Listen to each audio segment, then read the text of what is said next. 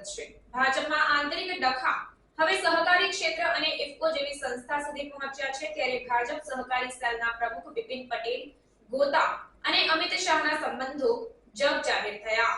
મળતી માહિતી અનુસાર ઇફકો બોર્ડ ડિરેક્ટર ગુજરાત પ્રતિનિધિની ચૂંટણીમાં ભાજપે બિપિનભાઈ પટેલને મેન્ડેટ આપ્યો છે, પરંતુ તેમની સામે ધારાસભ્ય જયેશ વિઠ્ઠલભાઈ રાદડિયાએ ભાજપ મેન્ડેટ વિરુદ્ધ ફોર્મ ભરીને જબરજસ્ત વિવાદ છેડ્યો છે। જયેશભાઈને નારાજ કરવાની સીધી અસર પોરબંદર લોકસભા બેઠક પર ભાજપે ઉતારેલા સ્કાયલેબ ઉમેદવાર મનસુખ માંડવિયાની ચૂંટણી ઉપર પણ પડે તેમ છે। ભાજપ માટે એક સંધાતું નથી અને તેર તૂટી રહ્યું હોય તેમ લાગી રહ્યું છે। હજુ રૂપાલા વિવાદ અને ક્ષત્રિય અસ્મિતા આંદોલનને લીધે ભાજપને કળ વળતી નથી, ત્યાં સૌરાષ્ટ્રના રાજકારણ પર અસર પડી તેવો વિવાદ ઉભો થયો છે, કેમ કે રાદડિયા પરિવારની પકડ પાટીદાર સમાજ, સહકારી બેંકો અને ખેડૂતોની સહકારી મંડળીઓ પર જબરજસ્ત છે। હવે જોવું રહ્યું કે અમિતભાઈ આ વિવાદમાં કોને બેસાડે છે, પોપ્યુલર પાટીદાર નેતા રાદડિયાને કે સંબંધી બિપિન ગોતાને। જય સોમનાથ, જય માતાજી। આજે કેટલાક મિત્રો સામેથી રાજપૂત સમાજ ભવન ગોતા આવ્યા, કદાચ એમને કંઈક માહિતી મળી હશે તો એ બાબતે સ્પષ્ટતા કરું કે અમે અત્યારે ઉત્તર ગુજરાતનું અમારા નજીકના જિલ્લાઓનું જે મહેસાણા જિલ્લા ક્ષત્રિય સમાજના યજમાન પદે 4 કલાકે વિસનગર ખાતે ક્ષત્રિય મહા અસ્મિતા સંમેલનનું આયોજન કરવામાં આવ્યું છે। અમે બધા આગેવાનો ત્યાં ભાગ લેવા માટે જઈ રહ્યા છીએ। આપે પૂછ્યું કે પુરુષોત્તમભાઈ રૂપાલાના નિવેદન પછી નિવેદનો આવી રહ્યા છે, અલગ અલગ નિવેદન આવી રહ્યા છે। ગઈકાલે પણ પુરુષોત્તમભાઈ રૂપાલા કંઈક બોલ્યા છે કે ભાઈ ભૂલ મારી છે, તો પુરુષોત્તમભાઈ જો ભૂલ તમારી હતી ને તમે સ્વીકારી લીધી તો તમારા તો જો તમે સામેથી ખસી જ ગયા હોત તો આખા ગુજરાતના ભારતમાં જે આ ડેમેજ થઈ રહ્યું છે એવું ના થયું હોત। તમારા જ હાઈકમાન્ડને કહેવાનું હતું કે સાહેબ મારી ભૂલ થઈ રહી છે અને મને હવે મારો ઉમેદવાર રહેવું નથી, મારી ટિકિટ રદ કરો। આવી તમે અત્યારે જે વાતો કરો છો ક્ષત્રિય સમાજનું યોગદાન છે ને બધી અમને ખબર છે, ક્ષત્રિય સમાજને ખબર જ છે શું યોગદાન છે।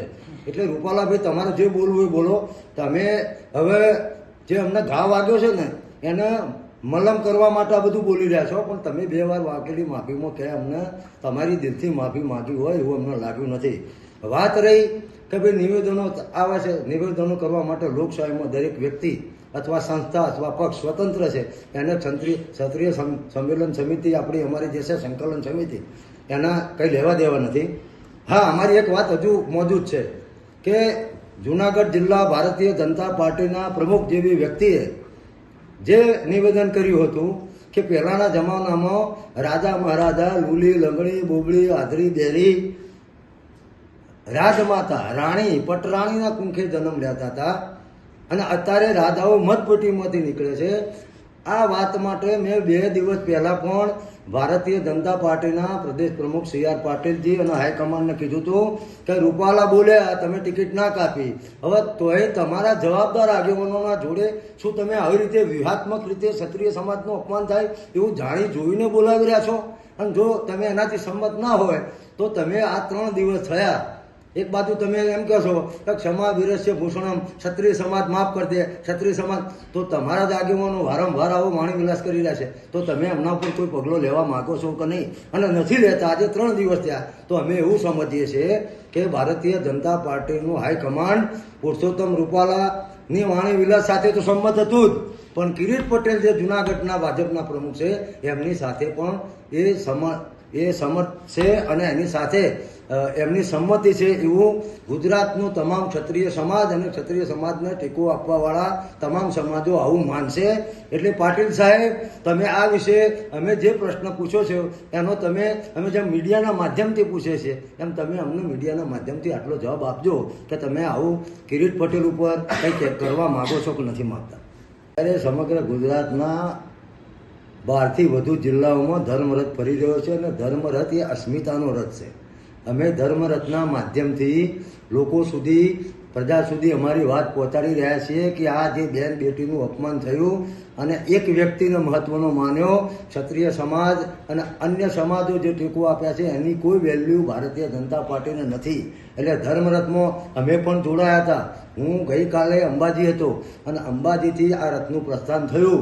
માતાજીની ધજા ચડાઈ, મા અંબેના ચરણોમાં અમે આશીર્વાદ લીધા. 1500 ગાડીઓ હતી અને 2 દિવસ ફર્યો. હજુ રથ ચાલુ જ છે. ગામે ગામ તમામ સમાજો, કાલે અમને રાજપુરોહિત સમાજ, આદિવાસી સમાજ, મોલે સલામ સમાજ, ઠાકોર ક્ષત્રિય સમાજ, કોઈ સમાજ એવો નથી. અમારી એક સોસાયટીમાં મિટિંગ હતી તો એમાં સોની સમાજના, પાટીદાર સમાજની ને બ્રહ્મ સમાજની બહેનો પણ હાજર હતી. અને મેં પછી કાર્યક્રમ પત્યા પછી પૂછ્યું કે બહેનો અમારી વાત સાચી હોય તો સમર્થન આપજો. તો અન્ય સમાજની બહેનો ક્યારે સભામાં આવી હોય કે જેમને આ વાત. અને તમે જે ફોર્મની વાત કરો છો તો સરકાર માહિતી માગી રહી છે. સરકાર ગભરાયેલી છે. રતનપુરના સંમેલન પછી સરકાર ગભરાયેલી છે. એટલે સરકાર આ આંદોલનને તોડવા માટે પોલીસ ડિપાર્ટમેન્ટ થ્રુ, મેં અગાઉ પણ તમને વાત કરી હતી, અમારા કાર્યકરોને ધાક ધમકી આપી રહી છે, દબાઈ રહી છે. એ લોકો જે માહિતી શેના માટે માગી રહ્યા છે? એમને ખબર છે કે આ ધર્મરથ લીકન્યો. આ ધર્મરથ હવે કોઈ જાતિ કે કોઈ ચોક્કસ સમાજની વાત જ ના રહી, અસ્મિતાની વાત રહી. એટલે એને અભૂતપૂર્વ સમર્થન મળી રહ્યું છે.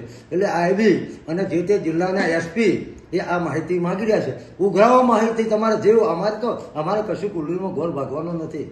ભારતીય જનતા પાર્ટીને હવે રૂપાલા પૂરતો નહીં, અમને તો 25 બેઠક ઉપર રૂપાલા દેખાય છે. એટલે તમારે જે માહિતીમાં તમે ફોર્મ છાપ્યા વગર સીધું અમને પૂછી લો તો હું તમને ગઈકાલે 2 દિવસ જે ફર્યો એનો ડેટા તમને આપું. અમારા બધા આગેવાનો ફરી જ રહ્યા છે.